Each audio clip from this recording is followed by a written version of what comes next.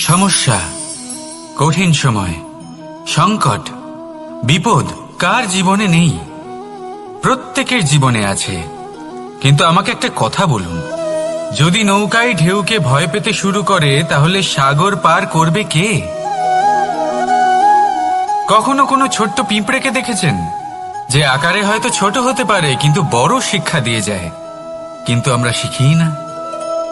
এবার দেখুন একটা পিঁপড়েকে, যে ভোজনের খোঁজে বাইরে বের হয়, একটা ছোট্ট দানা তুলে নেয়। ছোট দানা তোলে কারণ তার থেকে বেশি সে তুলতেই পারবে না।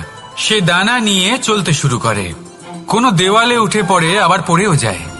সেই দানা দূরে কোথাও একটা পড়ে যায়, তা আবার খোঁজে, তুলে নেয়, আবার চলতে থাকে। পড়ে যায় আবার ওঠে, পড়ে যায় আবার ওঠে। সেই দানাটা রেখে দেয়, আবার বেরিয়ে পড়ে ভোজনের খোঁজে।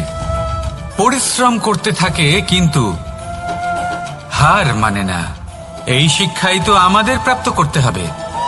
নিরন্তর পরিশ্রম আর নির্ভীক হয়ে কর্ম করে যেতে হবে। এটাই হলো সাফল্যের মাধ্যম, এটাই হলো জয়ের মন্ত্র, অচ্যুত অজয় অস্ত্র।